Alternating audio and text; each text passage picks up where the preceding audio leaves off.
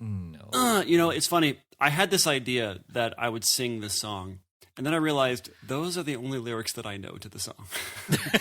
And the whole time I was watching the show in preparation for the show, trying to think of a Battlefield pun for the song, and you are hearing the culmination of that work right now, is me singing Love is a Battlefield.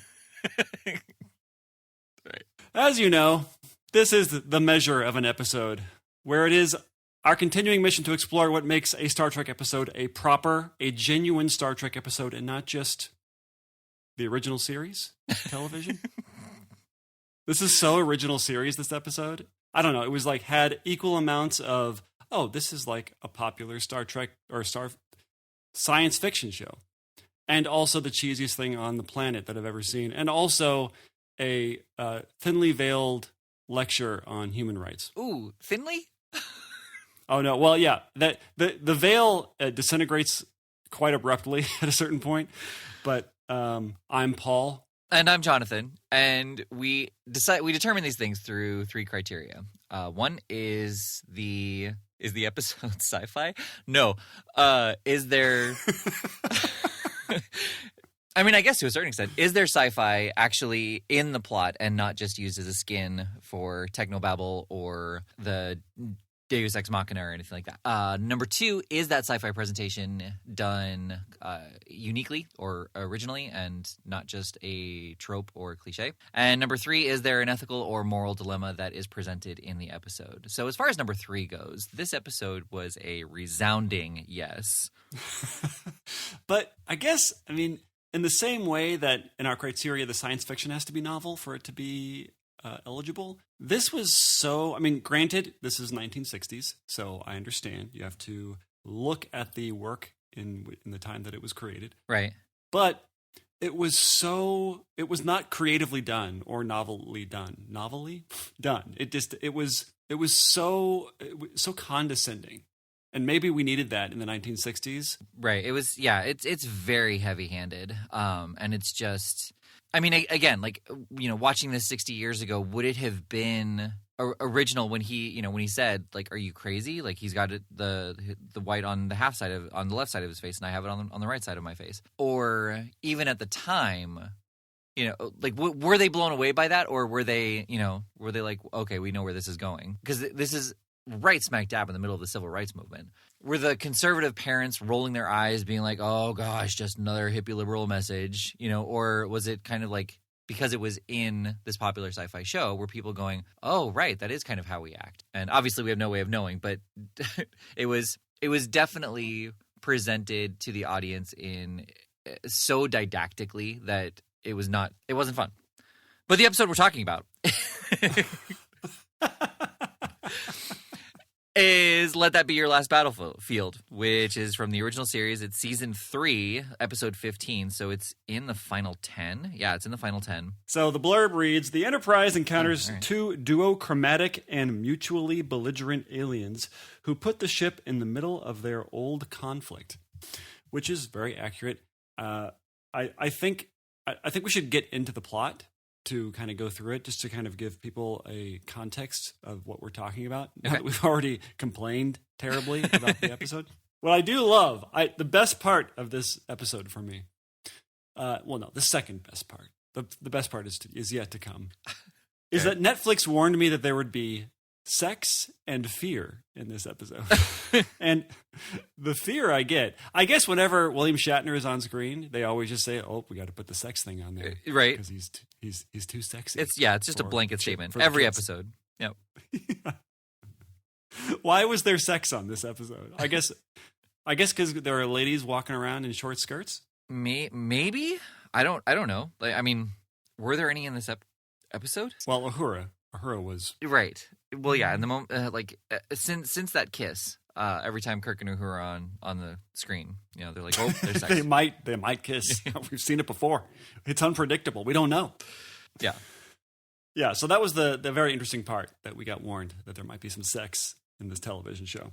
So anyway, Kirk lets us know they're the MacGuffin of the show, I guess, which is they are going to a planet which is being attacked by bacteria, which I would love to see. Usually you're not attacked by bacteria, you're like infected, but they didn't use that terminology, and so I immediately assumed that they were these giant bacteria running around attacking people with clubs. The macroorganisms.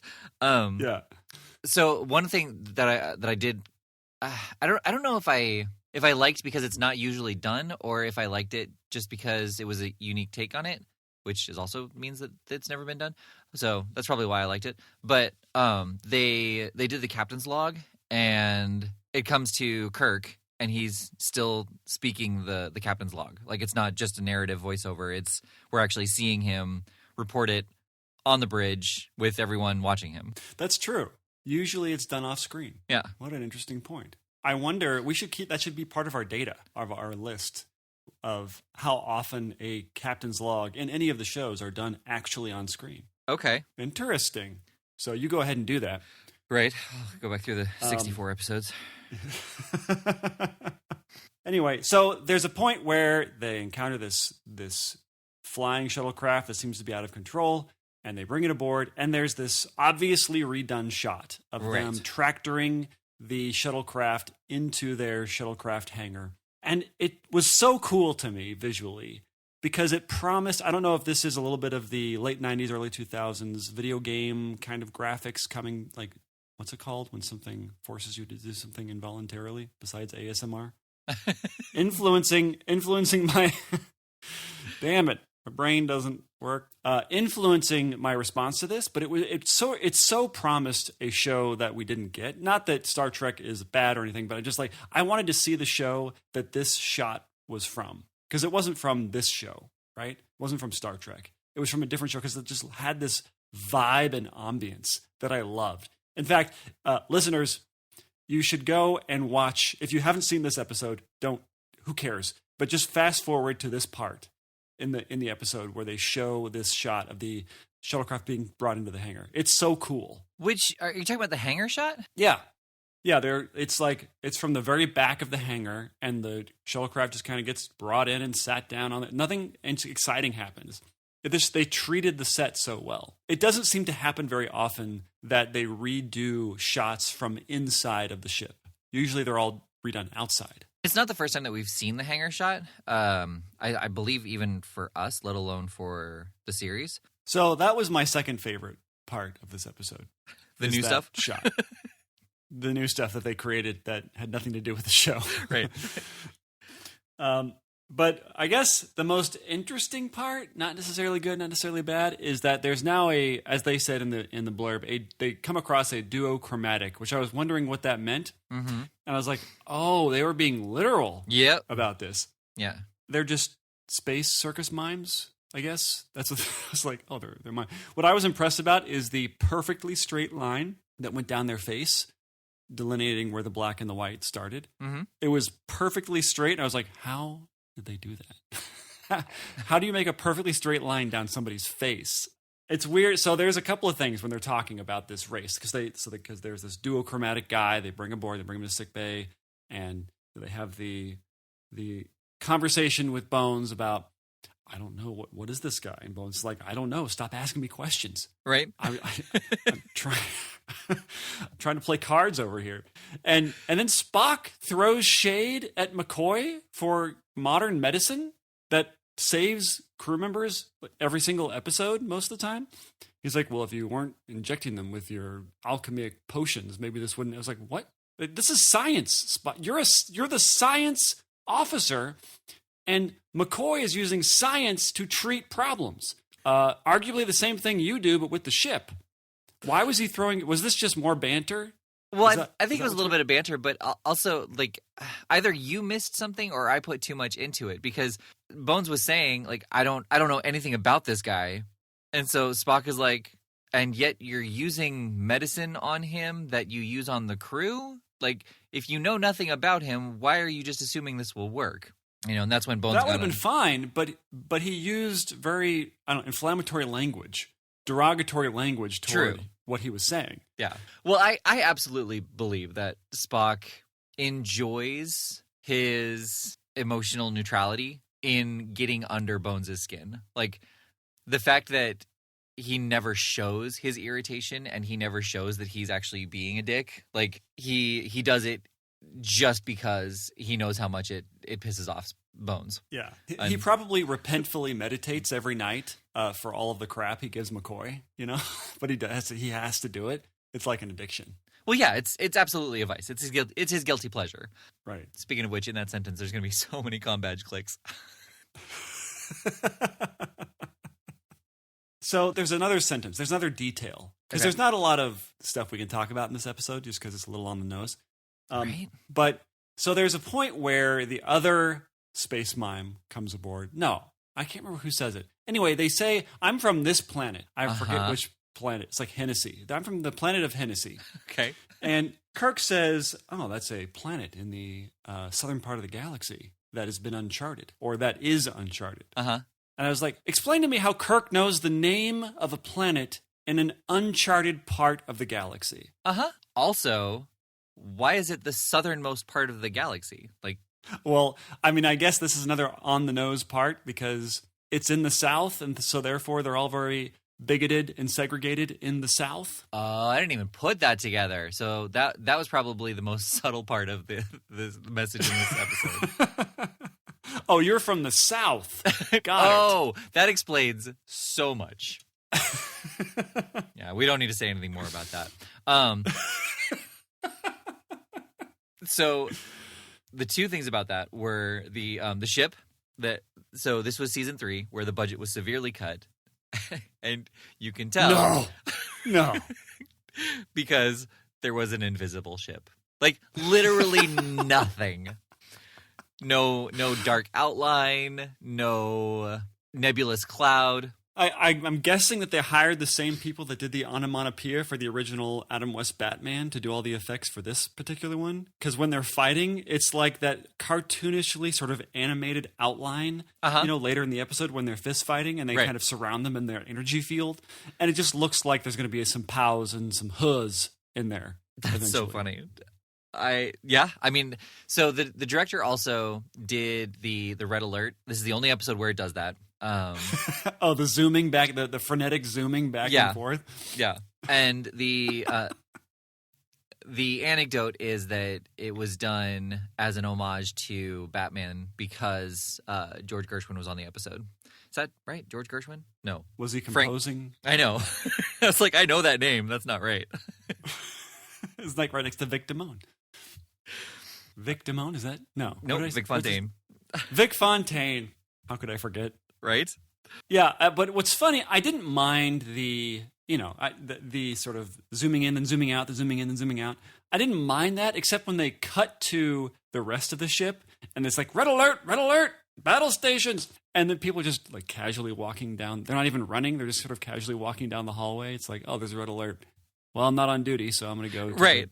There's like momentary pause. Like, grub. wait, what time is it? Oh no. This is usually when red alert is. It's just it's a fire drill. It's fine. Not my problem. Huh. But so my thought when they had the invisible object and how it was like coming towards them, and he's like, brace for impact. Like they knew exactly where it was in space. So why not shoot a torpedo or a phaser or something at it to like blow it out of the sky or to make it reveal itself or something? Well, they needed this. I don't know. It kind of went on way too long.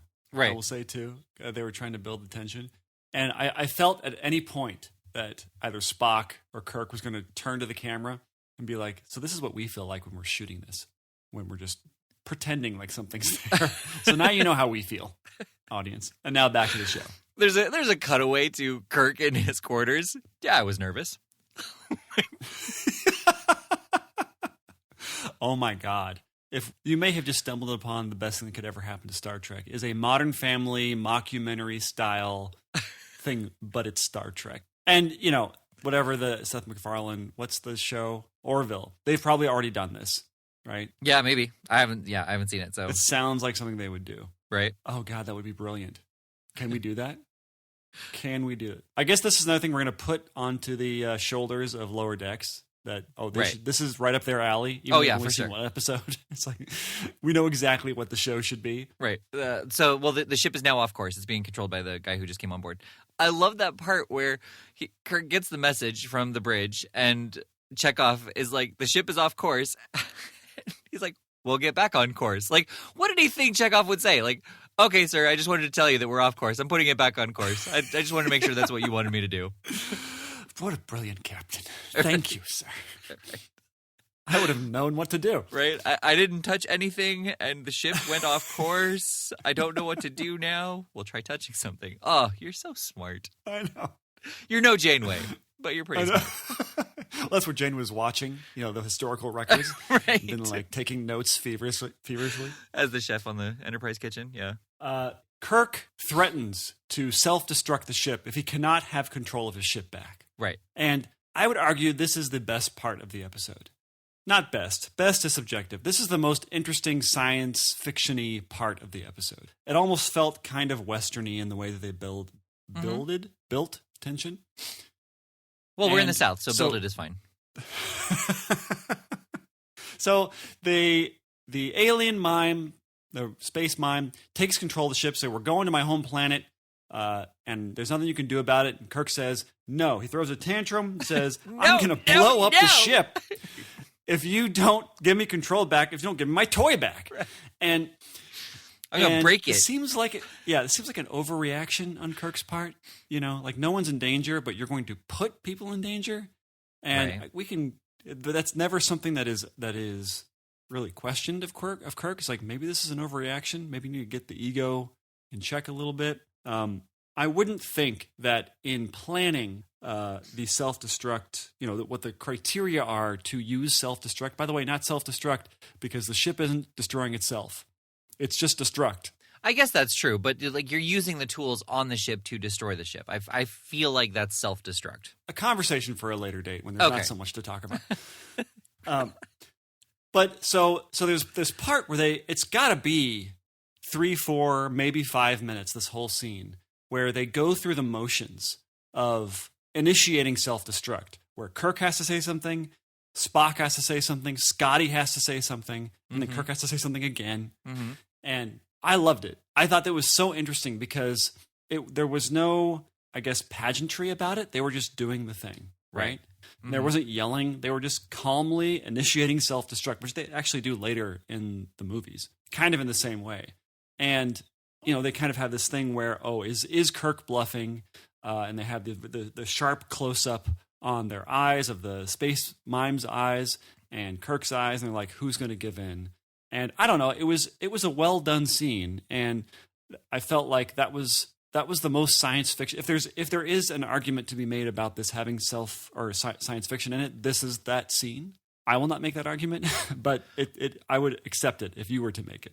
So, do you want me to make it? Because I'm going to be hard pressed to do so. It could be fun, but no. Because I don't see it as sci-fi. Like there are so many times where episodes have a ticking clock of some kind to have that hanging threat over the opponent, whoever it is, and they stop the clock with whatever, whether, again, depends on your definition of sci-fi, but like the deadly virus that you get injected with and you have to have an antidote within a certain amount of time, obviously the ticking bomb. Yeah, I agree, but I don't think this was so much about the ticking clock in so much that it was the idea of the procedural, which we've talked about before, that science fiction is largely procedural. Oh, I see. Okay, so it wasn't okay. So it was about how they set up the self-destruct. Yeah. Okay. Yeah, it was just long, drawn out, mm-hmm. and there wasn't an action scene. They weren't trying to fight each other to hit the button. Right. It was just them talking to the computer and it doing it, and that's how they build it. I want to say build it for some reason. Because we're heading to the South in space. So it's funny that you mentioned the movies because it's not kind of like it. It's exactly like it. They use the exact same codes. That's kind of cool. Yeah, that's nice. It is kind of cool. But another point that was brought up, and I was like, that's a good point. Like, we're required to change our passwords every 6 months. And the time between this episode and Star Trek 3, which is when it was used, it was about 20 years. And you're telling me they never had to change their self-destruct code? Right. I always gave them the benefit of the doubt in the sense that it wasn't just about the code. It was about the quality of their voice and how they said it. There was some infinitesimal amount of analysis the computer at one point did that says that they can definitely fingerprint this person because of the way they say it and how they say it, etc. Well, and also the computer's probably reading the person, like their level of stress, are there any other... Well, yeah, I mean, it's taking more readings than just copying down the letters. Right, yeah. So that's what they never say that explicitly, but that's just the math. That works. I agree with that. I'll take it. But there is a point where Kirk says, when it is counting down, there's like 30 seconds, he says, between 5 and 0, there is nothing in the universe that can stop the ship from blowing up. And I was like, okay, that's an interesting thing to say for the sake of the tension. Right. But makes no sense functionally for self-destruct. Why have that there then? Right. Why count down to 5 if there's no way to stop it? Right. Why wouldn't it just blow up at 25 seconds then? Yeah. Or 24 seconds. No, 23, 24, 5. Well, apparently he's counting 0 as a second. Like it's not 5, 4, 3, 2. It's 5, 4, 3, 2, 1. Or sorry, I don't know how to count. 5, 4, 3, 2, 1. Boom, or 5, 4, 3, 2, 1, 0. Boom. I guess. I mean, he could say from 5 to the point of detonation. Well, I think he was just reading the script. Yeah. Of a not thought out self-destruct. Was this the first time the self-destruct had ever been used? Do we know? I don't know. We'll find out eventually. I would assume so. I think there is a point where I think there's a point where they abandon ship. Well, that's the one. That's the movie. They self-destruct abandoned ship, and then right. It blows but up. No. I think there's an episode where they're in the process of abandoning ship because of something, and then they figure out the way to solve it, and nobody has to leave. But right. I feel like I agree with you, but I might be conflating a next gen episode. Right. Yeah. Or a Voyager episode, because I'm almost positive that happened on Voyager. Oh, it happened every other episode. Janeway was super trigger happy with the old self-destruct on Voyager. Mm-hmm. She just didn't want to get home. That's really what all it boils down to. She didn't want to face her husband with all of the affairs that she had and the possibility that he was divorced and remarried. Well, and she must be wanted for murder of some kind. Well, I would definitely say kidnapping. Kittens, though. I think she only kidnapped kittens.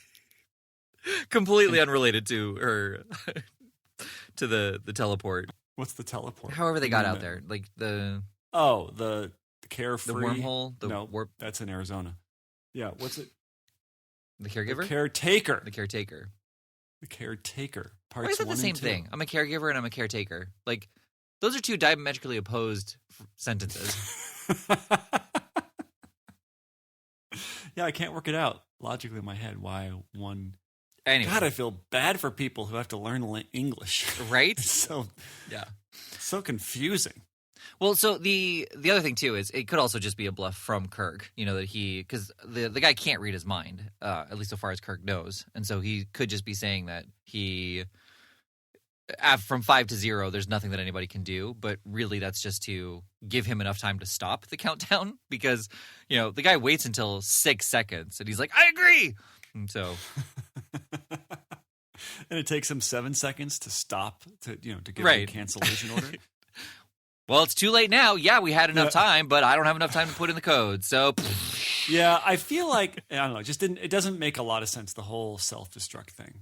I loved it. It was a great scene, and I felt like it gave Kirk sort of his mojo back, I guess, temporarily. But the problem was it outlined the inconsistency of the powers of the space mimes, because later we finally find out all of the background, and the other space mime guy has been chasing the original space mime around the universe for 10,000 years. Yep. Yeah. And I was thinking to myself, okay, so you can control computers with your mind and stuff like that. So can the other guy control computers with his mind? And if he could, why wasn't he? Because they're the same race. The only different they said the only difference is that they're white on the right and we're black on the right, or whatever the two different things were. Mm-hmm. And that was the only difference. And they slapped us in the face with that idea because they wanted to hit home their political analog. Right. Which at this point, the veil has completely disintegrated. Oh, yeah. Totally gone. Yep. But why couldn't he fix the ship? Why couldn't the original space mime who they brought aboard? Doesn't he even say at the end, you half black? I don't remember. I stopped listening. I can't remember if he says half white or half black, but I'm pretty sure he called him half black. Maybe. I don't know. I would have been better for me if, in spite of all of the political analog, that they at least fleshed out the characters a little bit better, or the aliens and the mythology surrounding the aliens, and the idea that they were chasing them around for 10,000 years and what that meant. And I mean, if you think about the power of being confronted with the planet that you were supposedly fighting for is now ruined and gone, and everybody is gone on it, and that they turned that into an action scene of them weirdly running around the ship. Right. I understand that it was supposed to be that they were now tired of running. They were tired of chasing, but they were going to keep doing it anyway. And they were trying to illustrate the futility of doing such a thing. Yeah. But then they again, with TOS and the lack of denouement, the credits just smack us in the face. Well, yeah, but he also did say, Uhura said something about like, so all they were beings of hate or something like that. And Kirk said no, but that's all that's left. Which I thought was a fun little moment. But then like he's just like, okay, well, they're down there. Set a course for Starbase 4. Right. And they were just going to let them die down there? I mean, I guess what else do you do? Well, yeah, they chose to do that. Right. They're literally the last two. I mean, you could beam them both up into the brig because they. Yeah. I mean, he did show that his ship was powerful enough to teleport him just magically onto the bridge, but it didn't show whether or not that was his mind powers. But the fact that he can control the computer now, like, why not just control the release on the brig? Well, they were a liability to the ship. Right. So I understand why you wouldn't want to bring them aboard, because they could clearly just take control of it with their mind. Yeah. Maybe sedate them? Which was, yeah. I mean, I guess it wasn't clear that McCoy could have any effect on them. Right. I don't know. Did he? I don't remember. But yeah, I don't know. I would have been much more satisfied had they gone into the science fiction aspect of these two people who were standing in for two races, and the lengths they would go to satisfy their own whatever. Right. And they just didn't do that. They kind of just brushed over it lightly. Yeah. And instead they wanted to lecture us on the political analog. But I don't know. I don't know. Did you like this episode at all? Oh boy. It turns into an after-school special. It really does. Yeah. And so this is the first time that I've seen it. And it may have been that it was hyped up more than it should have been. For everybody talking about how great of an analogy it was, and this is Star Trek at its finest, which I think you and I disagree with that. Was that a quote from the blurb writer of Deep Space Nine? Yeah, did I like the episode? I've actually been thinking about it since before we started recording. Interesting. Well, because I'm glad that I saw it. I do like Frank Gorshin, by the way, that's his name. Yeah, I'll say I like it. I'm not going to say it's a great Star Trek episode. Like the message is too heavy-handed. The special effects are really light. The sci-fi is really light. But yeah, I mean, overall, I think I liked it. I can't see myself ever watching it again. And part of my own criteria of whether or not I liked it is, would I want to watch this again? Right. And the answer is no.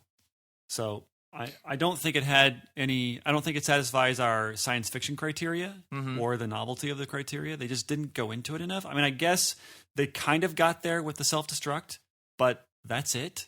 Right. And maybe they kind of created the very interesting procedural of how to self-destruct a ship, but that was 5 minutes of the show. I mean, that's also a natural progression of how self-destruct goes on, or releasing massive weapons, based on my understanding, based on movies, is that you do need two keys to be turned simultaneously to release the function. So it just makes sense that you would have two or three people giving a verbal command.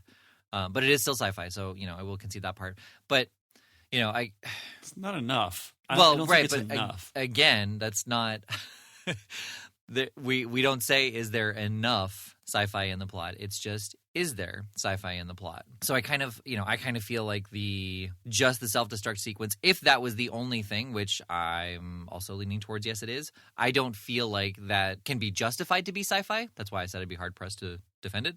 So I'm kind of leaning on the no side because I don't think that there is sci-fi, not that there isn't enough. I don't think it has to be something where if it's not endemic to the actual plot, it doesn't matter. Because I think that that's almost a betrayal of what science fiction is, that you could have truly an entire show that has no plot, that is purely procedural, that could be considered science fiction.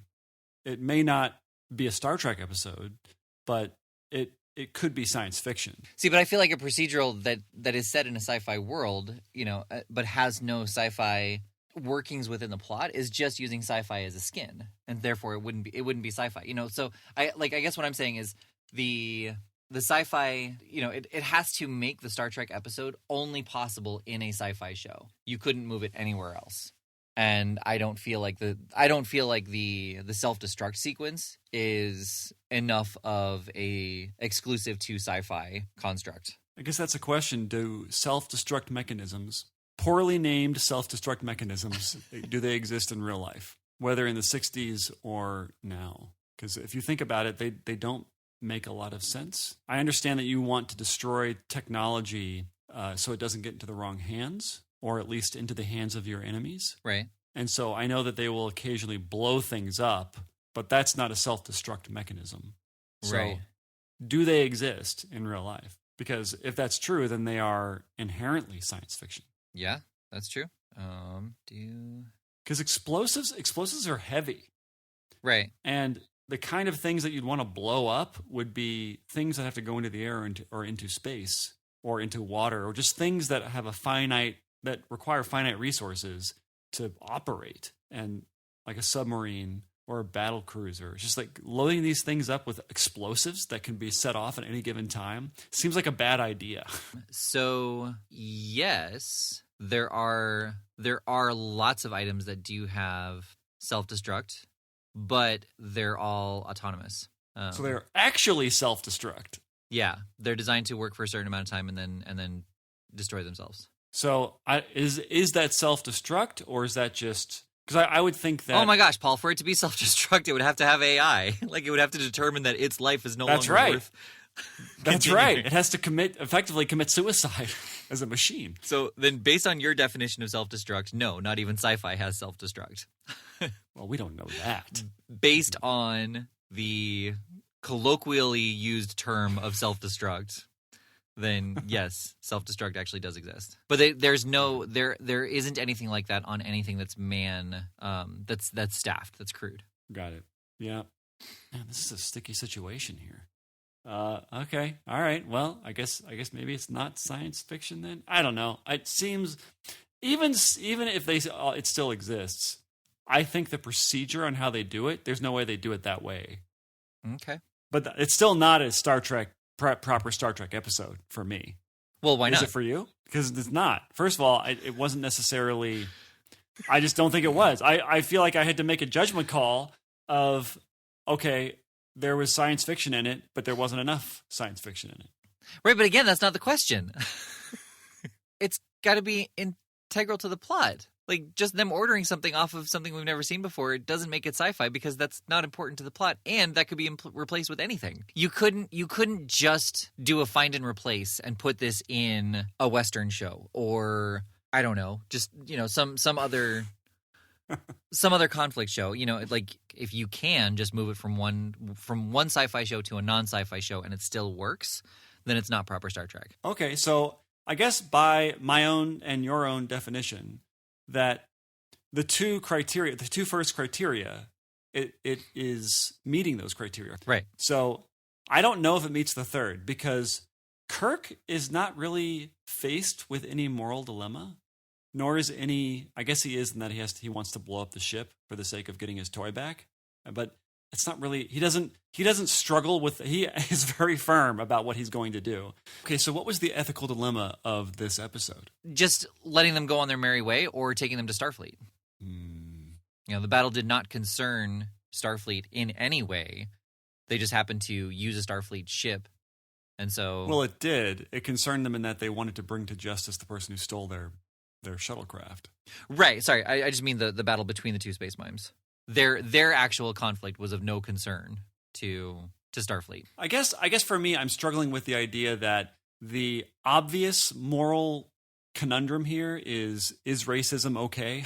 Which to me is not a conundrum. Right. It's an obvious thing. Right. Just because they're dealing with it in a very obvious and kind of obtuse way. Yeah. And I guess you're right. Maybe the fact that Kirk ultimately had to make the decision or come to the conclusion that these people had no hope. There was no hope for their race. And that they were going to beam down to the planet, let them both kill themselves, and that will be done. Right. He's like, oh, this problem fixed itself. It kind of did, I guess. Right. But I guess the big question is, so does that mean this is a genuine Star Trek episode? Because it's so heavy-handed in its political message, and I think that like we are still in a culture that kind of demonstrates that it's still relevant even today, that people are just blinded by their hate and rather than seeing the content of the character. But it's still it is not presented in a way that makes you think. It's presented in a way of, wow, could they have hit us over the head any harder? They didn't take both sides and debate the problem. Right. I guess in the case of civil rights, there is no good, or it's not like, oh, both sides are equal. It's not like that. Right. So I guess maybe that's why they didn't do that. But in the case of writing a television episode where you're not just lecturing to the audience, that you should have some kind of debate happening. And then maybe you show, through the course of the episode, which side you agree with. Right. Okay, so what do you think? Is this a proper Star Trek episode? Yeah, I just don't think it's good. Oh, okay. And this is one of the episodes too where like the more that I talk about it, the more it feels like a wasted opportunity. And and this one just feels so different because the message is so important that it's sad that it was presented so heavy-handed, and like I said, it can be just kind of ridiculed for being so heavy-handed rather than actually taking the time to see the message and consider it. Yeah, I guess I'm with you. It was a proper Star Trek episode that I did not like. Yeah. Again, Wow. which is sad because, again, the message is so important. And, I mean, they even talked about how, like, that was 20th century Earth, and we got way past it. Like, we don't do those things anymore. Yeah, but I don't think there's a way they could have possibly written this show about this and have it not be obtuse. I know. I've been thinking about that too. Like, since I watched it, like from our last episode when we were talking about how we would revise it, I'm like, I don't know how to revise this episode and still have the same kind of message done in a more eloquent, subtle way. But now having said that, have them go back to their planet and find out that it has been resolved and they do live together. And now these two people who hate the opposing sides so much have to go back to a society where both sides are equally accepted, and they have to relearn how to function in a society that goes completely against what they were raised. I don't think I would have liked that as much. I liked the poignancy of them arriving back home and seeing the futility of what they were doing. And I think that, granted, Your Way would have also shown the futility, but not in such a poignant way. It would have been less dark, I guess. And I like the darkness of that ending. Right. Okay. All right. Have we beat this one to death? I'm pretty sure. Yeah. Well, should we see what we're watching? Please and thank you. I cannot think of a single French word that means next or Spanish. Next. Star Trek, The Enterprise, Season 4. Season 4? Yep. Season 4, Episode 16, The Virgins. While Trip comes on board to reverse the malicious Klingon modifications, Phlox and Antok find a cure for the virus that will not please General Kva. It does have Dr. Phlox, which makes me happy.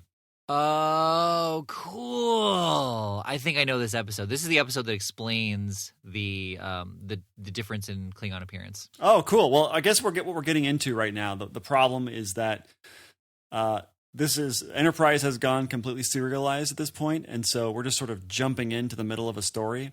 Right. Where they've gotten to the point where they don't even recap it, really, because there's no way to recap an entire storyline that's taken 2 or 3 seasons to get through. So right. It's always interesting to watch these, because I like it, because we're like, oh, we're jumping into the action. And she's like, oh, no, this is just a continuation of a story you don't know anything about. Well, let's go find out what we've missed for the past season. All right, well, let's go watch it. I've been Paul. I've been Jonathan, and this has been The Measure of an Episode. We forgot to do that last time. And I thought about that when I was trying to fall asleep one night. To the point where I almost went and copied and pasted it. But I didn't.